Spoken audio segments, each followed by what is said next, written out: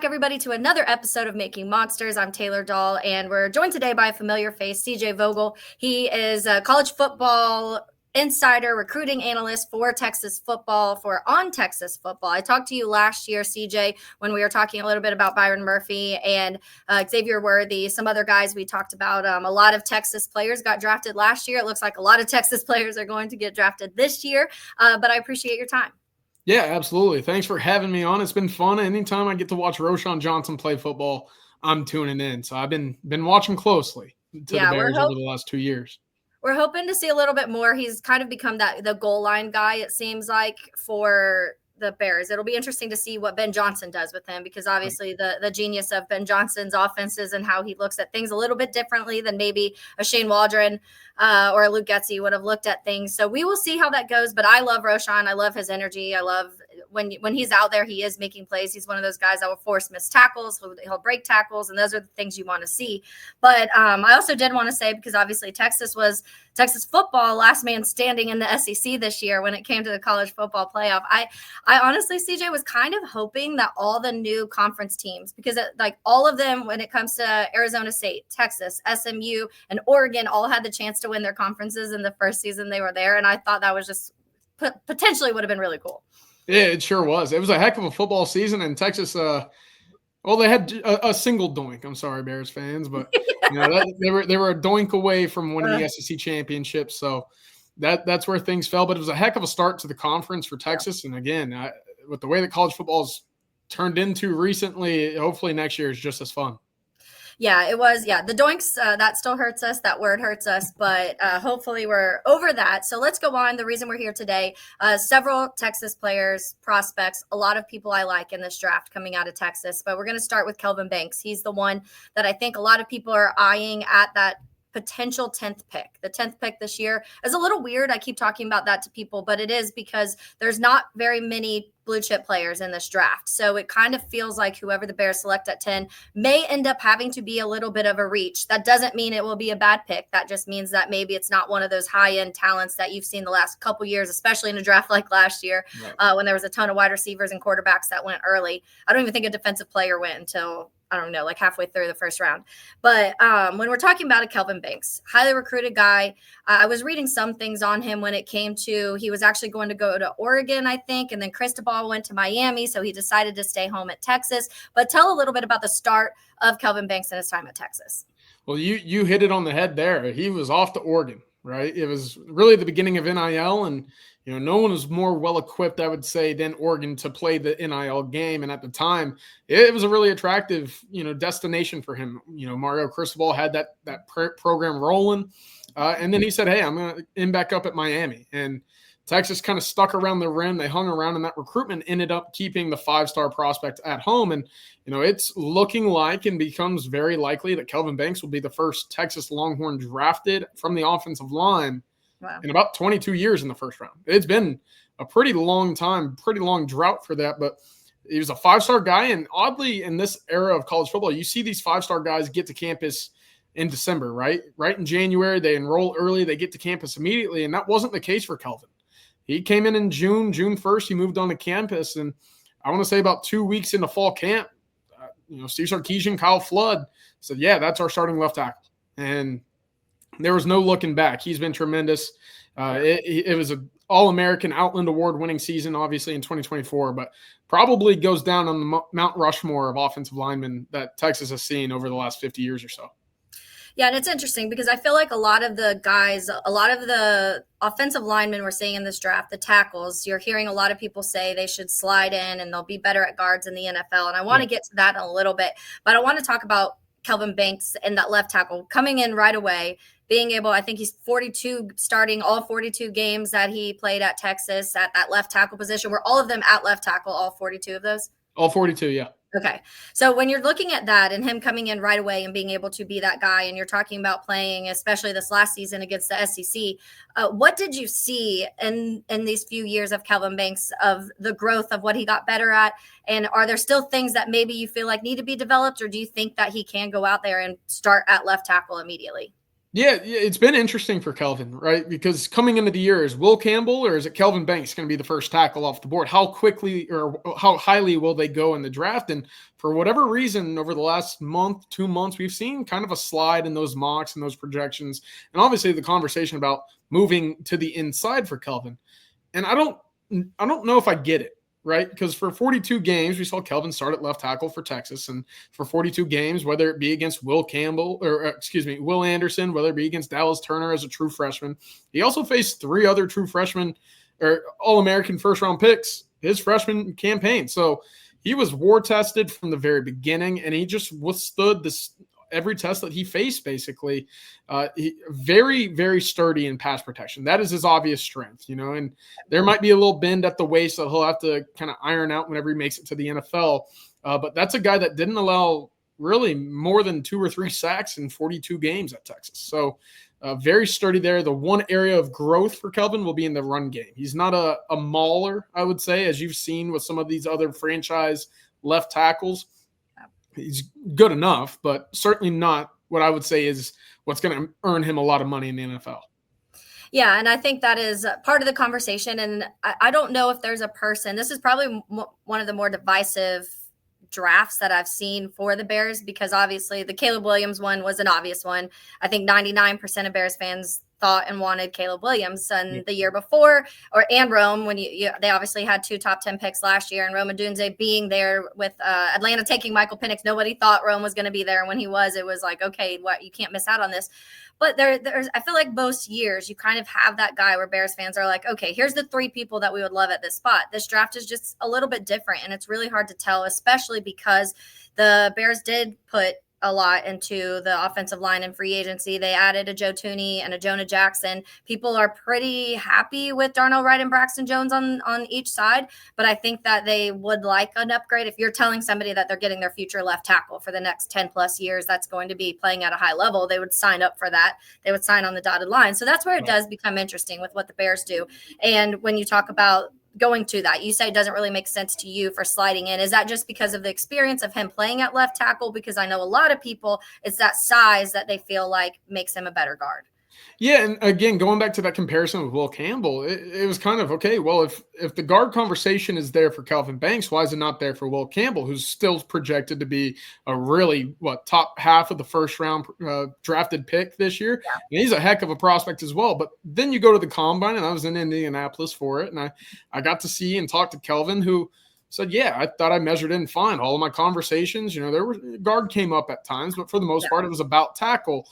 And then you see the measurements and, the size comparisons with Campbell, and says, wait, you got a 2.5-inch reach on Will Campbell. You got a bigger hand than Will Campbell. Where does the size kind of concerns come in for Kelvin Banks? And I think that goes back to watching the tape, because when he does go into his pass protection, he does hunch over, right? That has been something that has been noticeable in his past sets. So is that the concern, or is it just, hey, that's just how it's portrayed on tape because of how his technique is or how he likes to play the position? So ultimately, the concerns about size or anything along the lines of that, I don't think there's a whole lot of merit to it. The one concern I would have with Kelvin is, look, he ran a 5.17 in the 40, and I know 40-yard dashes for offensive linemen don't mean a whole lot, but those other instant impact, pure explosive athleticism numbers, probably not going to stack up with that of a Will Campbell. Probably not going to stack up with that of a Mimbo from Missouri either. So that's where the knock is, and I think ultimately a lot of that conversation stems from.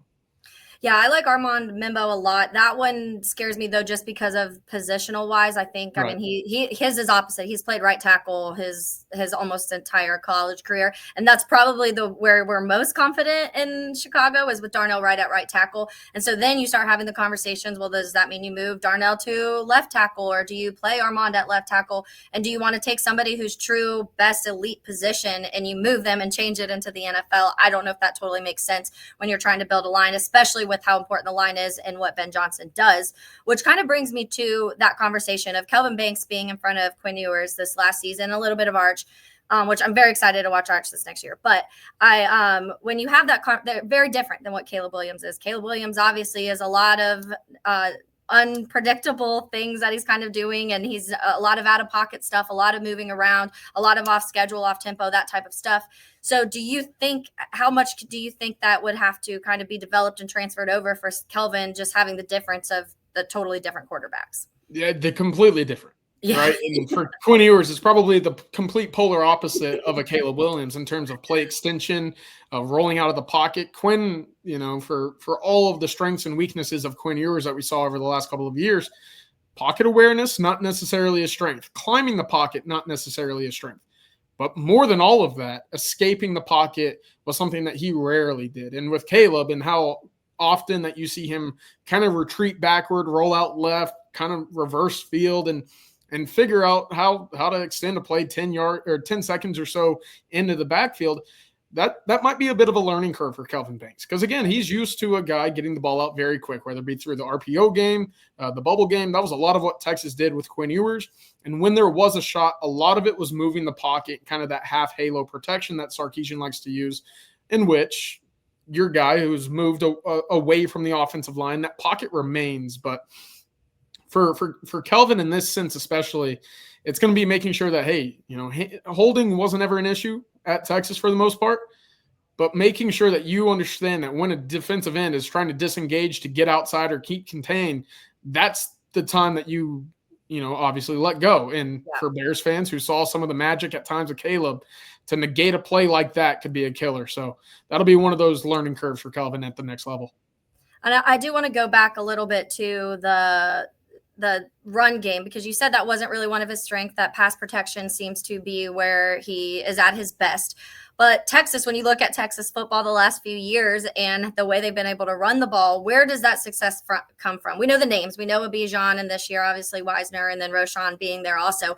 Is it those names that are making that successful there, or is it other pieces of the offensive line? Is it Sark's kind of his scheme? How has it made so much success there the last few years? Yeah, it's a lot. Well, they did have a good offensive line, right? There's a lot of veteran guys who knew the system from day one, but it was a lot of outside zone. So they were running off of Kelvin, and they were running the opposite direction off of Cam Williams as well. And they did a fine job. It just, in comparison to pass protection, not necessarily going to stack toe to toe.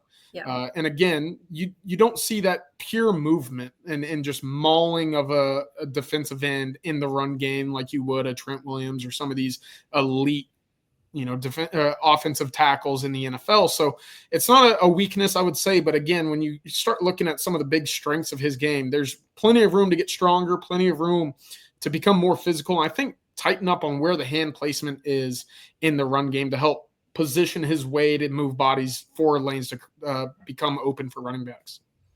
Yeah, and that's some of the things with Braxton Jones, for example. And a lot of people like a lot of the things that Braxton does, but even Ben Johnson spoke on himself as anchor. He just doesn't really have the strength, so he gets bull rushed a lot back into Caleb Williams, and it's been an issue. So that is something that I think maybe people are freaking out of, like, we just invested all of this in the offensive line. But again, that left tackle is such an important position, especially when you look at some of the pass rushers that are in the NFC North. You have to be able to handle those in front of Caleb Williams. But before we move on to some of these other guys, I did want to ask about like the character, the personality, because I've seen several interviews when it comes to Kelvin. I've seen everybody I've talked to is like, this is one of the best humans that I've ever talked to or I've ever interviewed or that's been on a team. And so just share a little bit of that, the kind of vibe that Kelvin brings in that way. Oh, man. Kelvin's great.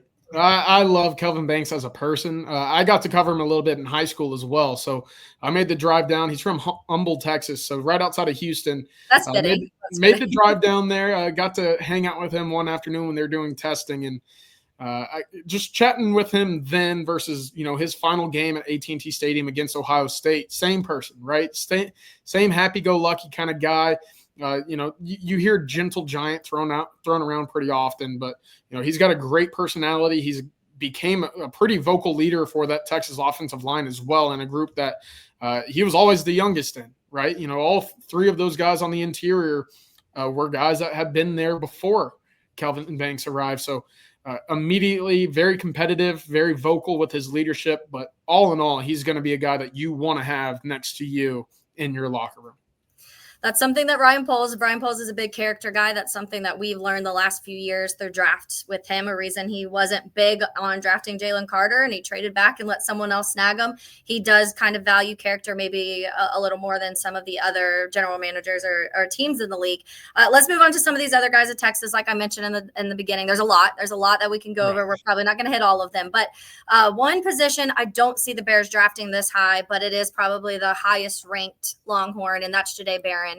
Cornerback, I do think that I wouldn't be surprised if the Bears dressed corner a little bit later, but this high I don't see happening. But tell us just a little bit about Barron and where you see him playing too, because I see people talking about him being able to play safety, nickel, corner, wherever you kind of can fit him. So what are your thoughts on that and where he will fit in the NFL? Yeah, he was a nickel in 2023, and he was really darn good at it. And then he made the move out to outside cornerback. And the big question for me, at least, was, all right, does he have the top end speed? If he's going to face a Jameson Williams, if he's going to face an Xavier Worthy, will he be able to keep up with those guys? Well, they ran a 4.39 and kind of shut me up and everybody else who had those questions about his speed. So absolutely, he can play outside, he can play safety, he can play nickelback because he did all of those during his time at Texas, and he did all of those at a very high level. But I've said this about Jahdae for a little while now. Wherever he ends up, within a few years, it might just be a few weeks of him being at this new city, he's going to find a way to get a key of the city. He's just that well-spoken. He's a guy that fans are going to love because of how he, kind of composes himself and speaks about the game of football. He's very elegant in his words, and that might sound odd, but again, a guy that goes out there, tells you exactly why he did something and exactly why that's something that is impacting his life in X, Y, or Z ways, right? He's very vocal in that sense, but on the field, versatility is tremendous. The ball skills are tremendous. He's got a very interesting way of changing directions, and that goes back to who he trains with down in Austin.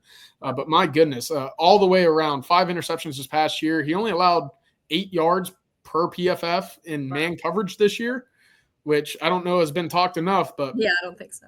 One of the top guys for Texas to come out in recent years. Yeah, and that's what if it was a year where the Bears needed a corner at least high, I would be all for him. I've had everybody I've talked to also said very similar sentiments to you. I just don't see the Bears going that route. But I could be wrong. I never know. I don't know what this new regime will want or won't want. But let's talk about the wide receivers. That's another. Matthew Golden just got invited to actually come to the NFL draft, which is really cool for him. He's somebody we've seen start to rise up these boards. Him and Isaiah Bond. Both wide receivers that people have been talking about throughout this year of college football. But tell us a little bit about Matthew Golden first. Let's start there. Yeah, very, very much a blue-collar guy, right? This is a guy who was not as highly rated out of high school. He ended up choosing Houston, played a year with Tank Dell, who's now with the Texans, obviously, and kind of just continued to grow and work on his own. But it wasn't really until Texas that he popped up onto the scene, right? This was not a guy who was necessarily expecting to get drafted this year, which makes it all the more interesting that we're potentially talking and seeing him as the wide receiver 1 or in that top group, right? So really, really interesting rise for him. And what's really intriguing about Matthew Golden is, he ran the 4.29, fastest wide receiver at the combine this year. But it, for me at least, never really felt like I saw that top end speed. So that's why it was so, surprising, I guess is the best word there. I think his best attributes are his hands and his body control. You throw the ball up in his vicinity. You saw it against Ohio State. You saw it against Georgia. You saw it against Arizona State in those key games. The body control, the ability to contort his body to make really tough contested catches while expecting a hit to come is something that's going to translate immediately. And I know that it might be a loose comparison, but Tyler Lockett is a guy that I see immediately in. Just the route running ability, the ability to create separation, and then the hands, just maybe a little faster. And this is another area of kind of a little bit of a question mark with the Bears because you have DJ Moore and you have Rome Odunze. It kind of seems like you have your wide receiver 1 and 2. But Keenan Allen last year was a big factor in kind of helping Caleb Williams develop and where he was able to play a little bit of everything. And that's one of the things when it comes to his route running that you talk about. Someone like Keenan Allen and the route running is a huge thing of not the speed, but all of those little intricate things he could do with his feet and kind of designing those things. And Matthew Golden's someone who I feel like a lot of wording that people use for him. They talk about his after the catch ability, which I think also kind of attests to what you were just saying with being able to do those contested catches and that sort of thing. Where do you see him fitting in the NFL when it comes to that offensive scheme? With him specifically, you could play him in the slot, you could play him outside. Texas did both. I think there was more success on the outside, but I mean, if you're able to pair him up with a guy like a Roma Dunze or whoever else might be able to draw that main cornerback attention over there. Look, Texas had its most success when they put Isaiah Bond and they threw Matthew Golden on the same side, because who was expected to be the guy that you wanted to cover the most? It was Isaiah Bond, obviously, with his pedigree coming in. So he's a mismatch in the slot 100% because of that route running ability and his ability to separate, right? That second step out of a break, that's where you see some of that 4.29 speed. And then obviously with the ball in his hands, it's just you get it to him in stride and look out because he might be gone. Yeah. So let's switch over to Isaiah Bond. Would you say he's more of the vertical guy, get down the field, speed, fast guy? Yeah, I think so. And what was interesting is he actually had a faster top end speed at the combine than Matthew Golden. And so that backed up what we were hearing in Austin about who was going to run the faster time. I think it was about 75-25 in terms of Isaiah Bond being the quote unquote faster guy. And I don't think he comes out and says he's going to break the combine record if he didn't think he was a fast guy either. So, but definitely more vertically sound. And that was the guy that Texas would try to get, quick screens out to and let him catch a corner and go, very much like they did with Xavier Worthy a year ago as well. But very much you get him in a straight line, he's gone. When you talk about, I want a little bit with Quinn, because that's going to be the conversation of what also works with Caleb Williams. And we talk about accuracy, and there was some deep ball accuracy issues last year with Caleb Williams, which was odd because it felt like coming into the season, that was one of the things we were more comfortable with. You're like, you've seen Caleb Williams launch it down the field. Like that didn't feel like it was going to be an issue. You were more concerned about maybe those short, intermediate, midfield stuff, where he was more successful this last season. So when it comes to the experience of both of these wide receivers and how they worked with Quinn Ewers and kind of this offensive scheme that they did at Texas, what would you say, what type of quarterback do you think they would kind of mesh well with quickest? One that can hit the vertical shots, yeah. One that can find the ball down the field, one that can put it where it needs to be on 15, 20-yard breaking routes. I know there's not a lot of that in the route tree typically, but with both of these guys and their speed to either run deep crossing routes or to hit post, corners, fade routes, whatever it might be, someone that can get the ball to them vertically down the field. And that's where Texas was kind of stymied this year, right? They're so quick, they're so fast down the field. You saw a lot of teams play 8 to 12 yards off at their cornerback position. Which, if you see that, you're going to hit a lot of slants, you're going to hit a lot of RPOs, get the ball out quick. And that fit more of what Quinn Ewers was really comfortable with. Yeah, and that's what I don't know. There's so many ways that I feel like the Bears could go at 10, but I'm not sure that is one of the directions that I see. I just also think it's interesting to talk about some of these guys. They also have 2 second-round picks. So when you start looking at that and what may happen and the value of Ben Johnson, I keep going back to Ben Johnson because they've had a defensive head coach in Matt Eberflus the last few years, and now that's shifting to an offensive head coach, which I think is going to play into some of the decisions that Ryan Poles makes here, because it has been a lot of the defense focused on when it comes to Kyler Gordon and Tyreek Stevenson and Jalen Johnson contracts and Javon Dexter and all of these guys that have been drafted and developed now, and that's worked on that side of the ball, but we haven't had a lot on the offensive side of the ball, and I do think Ben Johnson's going to push that. I want to talk about a couple of the defensive guys, though, because I still do think the defensive line is a question mark for the Bears. That's something we didn't see a ton of pass rush last year. It was just not the amount of sacks that you'd like to see across from Montez Sweat. It felt like it was still lacking. They go and they add a Grady Jarrett, and they add a Dio Ojigbo too. So they've added a couple pieces, but I still think it's something that can improve on. So Alfred Collins is one of the names, obviously super versatile guy. I think that, to me, when you talk about Dennis Allen's defenses and how he likes guys to be able to play all over the line, Alfred Collins kind of sticks out to me a little bit in that light, but I want to get your opinion on that and where you think he fits in the NFL defensively. Yeah, Alfred, you said versatility. That's Alfred Collins. Again, a former 5-star guy. Put whatever stock you want into high school rankings, but that typically indicates what kind of athleticism matches the size and the speed, right? So Alfred, 6'6", 330 pounds, big boy. And I Yeah. think the best comparison there physically is Chris Jones, right? Playing on that interior guy that you can move around. I'm not saying he's going to be Chris Jones because I know that there's a level of physicality with Chris Jones that you're not going to find really elsewhere in the NFL.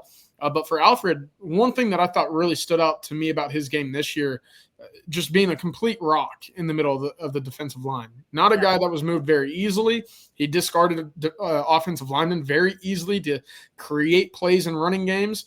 And I thought that showed up, right? And you see some of the explosive testing numbers. He only jumped 8 feet on the broad, didn't have a great vert. I mean, he's 6'6", 330. Let's cut the guy some slack. But point being, he's going to be a run stuffing guy for whichever team he joins. And if there's another pass rushing guy on that interior that he can kind of go hand in hand with, and not to say he can't get to the quarterback, it just wasn't a big strength of his. But during his time at Texas, he played anywhere from the nose to the 3 to the 5 out to the 7.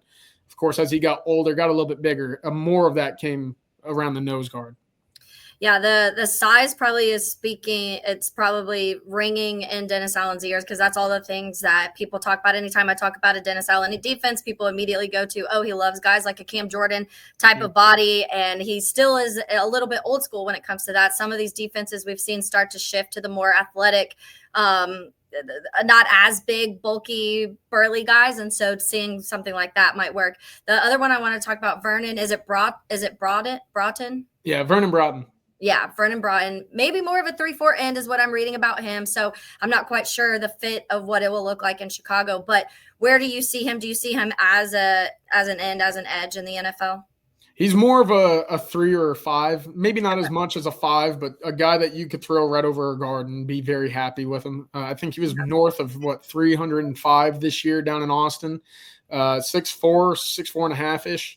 Really, really big hands. That was one of the takeaways I had from the combine is he had the largest hand size and reach of any defensive lineman, which you could tell right away in his pass rush. That became his strength as he developed.